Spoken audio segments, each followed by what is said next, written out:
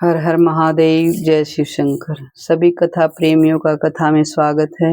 आशा है आप सभी अच्छे होंगे और कथा सुनने के लिए तैयार होंगे।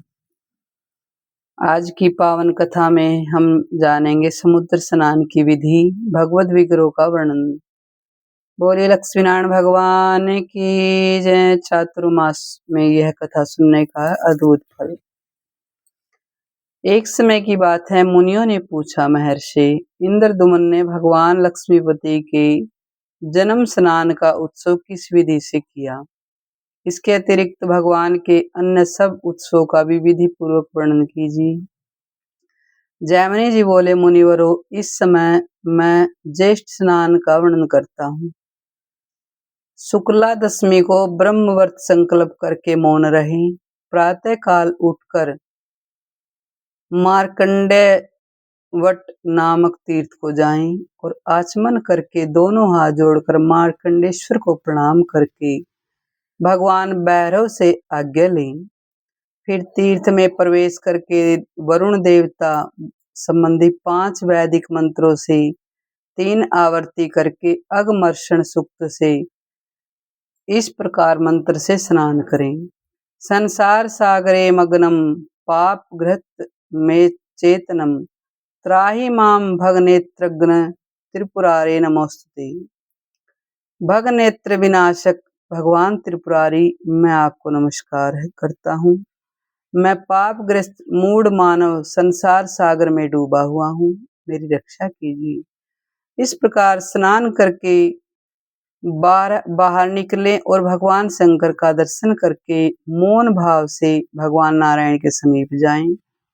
मार्कंडेश्वर से दक्षिण दिशा में जो विष्णु स्वरूप उत्तम वट वृक्ष स्थित है, वह दर्शन मात्र से पाप राशि का नाश करने वाला है। उसका दर्शन करके उसमें भगवान पुरुषोत्तम की भावना करते हुए दूर से प्रणाम करें और फिर निम्नलिखित मंत्र का उच्चारण करते उसकी परिक्रमा करें। कथा कहती, अमृतत्वं सदा कल्पम विष्णोर्यातनम महत् न्योदग्रोध नग्रोध हर में पापम विष्णु रूपम नमोस्तुते। हे कल्पवट, मैं सदा आपके लिए अमर हैं। भगवान विष्णु के महान निवास स्थान हैं। विष्णु रूप वट मेरे पाप को हर लीजिए, मैं आपको नमस्कार करता हूँ।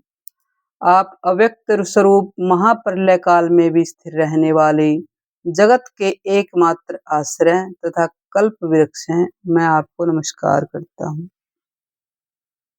इस प्रकार स्तुति करके मनुष्य उस वृक्ष के नीचे भक्ति पूर्वक भगवान विष्णु के नामों का जप करें। इससे वह 100 करोड़ जन्मों के पापों से भी मुक्त हो जाता है। कथा कहती, उसकी छाया में चलने मात्र से भी मनुष्य के पाप दूर हो जाते हैं। तदंतर भगवान के वाहन गरुड़ रूप गरुड़ जी को भी भगवान श्री हरि के आगे भक्ति से नतमस्तक होकर हाथ जोड़कर खड़े हैं, प्रणाम करें। उसके बाद, हे गरुड़, आप छंदोमय जगत के आश्रय भगवान के वाहन रूप वेद त्रयी में शरीर वाले यज्ञ स्वरूप और कल्याण व्यापी हैं, कल्याणव्यापी विश्वव्यापी हैं, सदा प्रसन्न रहने वाले आपको मेरा नमस्कार है। इस प्रकार गरुड़ की स्तुति करके भगवान के मंदिर में प्रवेश करें और 3 बार परिक्रमा करके मंत्रराज ओम नमो भगवते वासुदेवाय से जिसकी रुचि हो उससे पूजन करें। पंचोपचार से की विधि से परमेश्वर जगन्नाथ की पूजा करें और पूजा के पश्चात हाथ जोड़कर इस प्रकार प्रार्थना करें, देव देव जगन्नाथ, आप संसार समुद्र से तारने वाले हैं। प्रभु, भक्तों पर अनुग्रह करने वाले जगदीश्वर, आपके चरणों में मैं प्रणाम करती हूँ। आप सदा मेरी रक्षा करें। श्री कृष्ण, आपकी जय हो। जगन्नाथ, आपकी जय हो। आप सबके पापों का नाश करने वाले हैं। आपके युगल चरणविंद विश्व के लिए वंदनीय हैं, आपको नमस्कार है। कोटि कोटि ब्रह्मांडों के ईश्वर, आपकी जय हो। वेद आपके निश्वास वायु हैं, हवा हैं। समस्त जगत के आधारभूत पापात्मन आपको नमस्कार है। समस्त जगत के आधारभूत परमात्मन आपको नमस्कार है। प्रभु, आप शरण में आए हुए ब्रह्मा, इंद्र, रुद्र आदि देवता और प्रणत जनों की पीड़ा को दूर करने वाले आपको नमस्कार है। समस्त संसार के निवास स्थान आपकी जय हो। अंतर्यामिन आपको नमस्कार है। अकारण करुणा सागर दीन दयालु आपकी जय हो। दीनों और अनाथों को एकमात्र शरण देने वाले विश्व साक्षी परमेश्वर आपकी जय हो।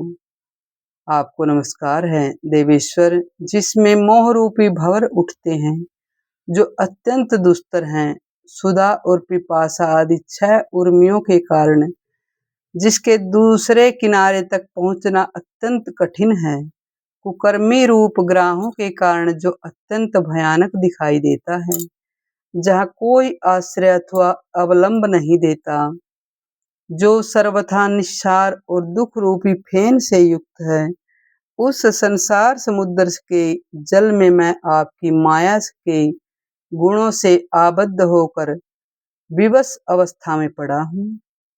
आप अपनी कृपा कटाक्षपूर्ण दृष्टि से देखकर मेरा वहां से उद्धार कीजिए। सुरश्रेष्ठ, आप अपनी परम प्रसन्नता के प्रकाशक हैं।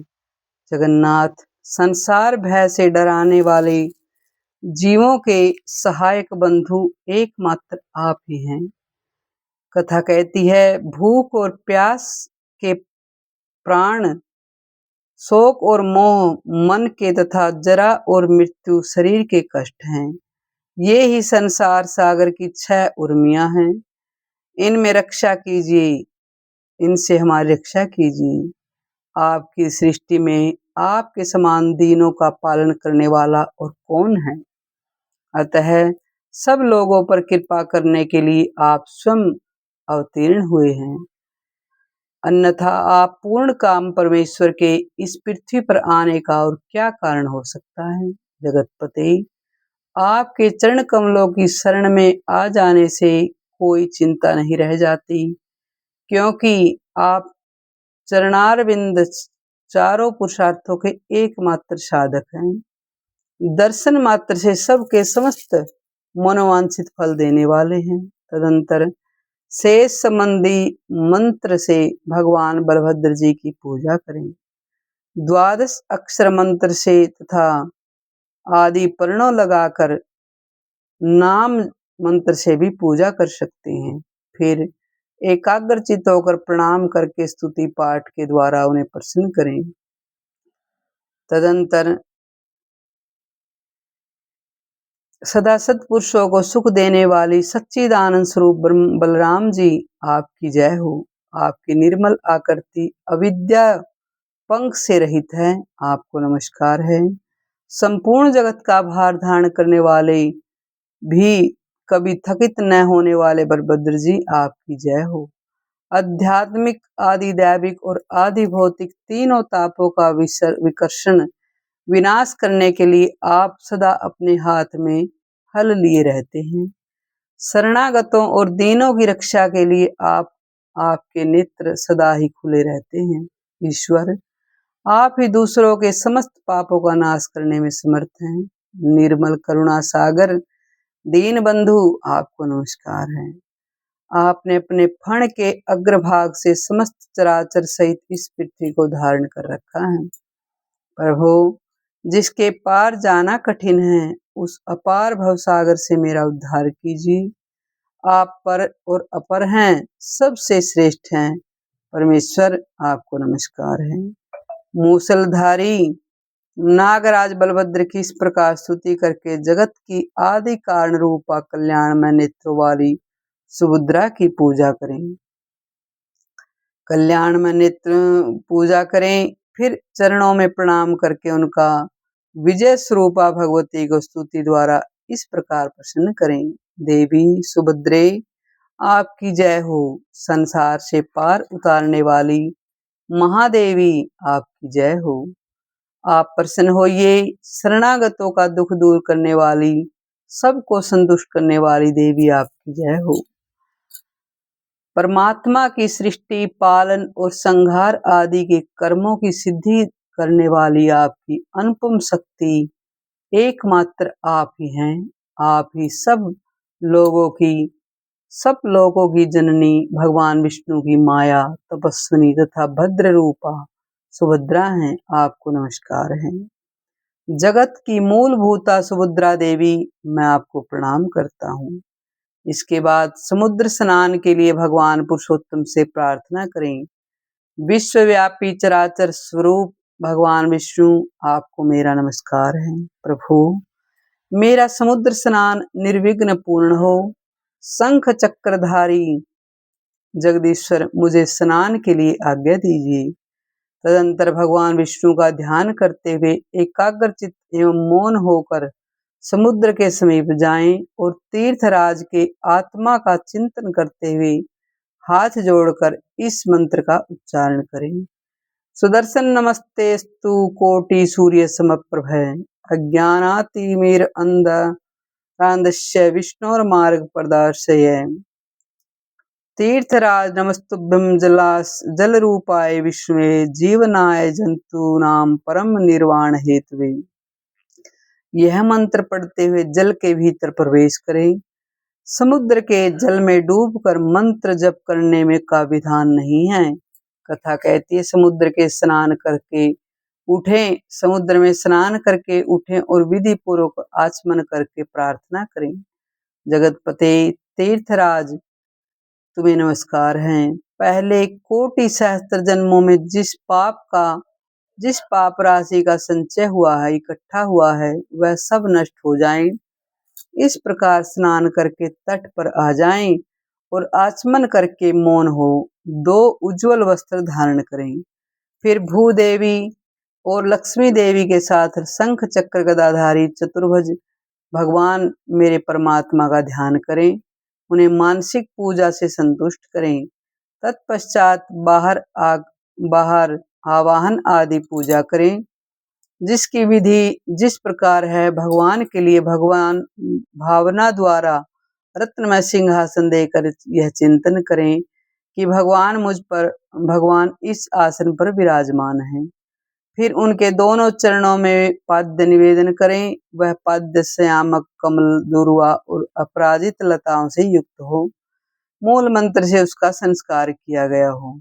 पाद्य अर्घ्य अर्पण के पश्चात सोने, चांदी, तांबे अथवा शंख के पात्र में जल, चंदन, फूल, यव, दुर्वा, कुशाग्र फल, सरसों और तिल में विधि पूर्वक अर्घ्य का संस्कार करें।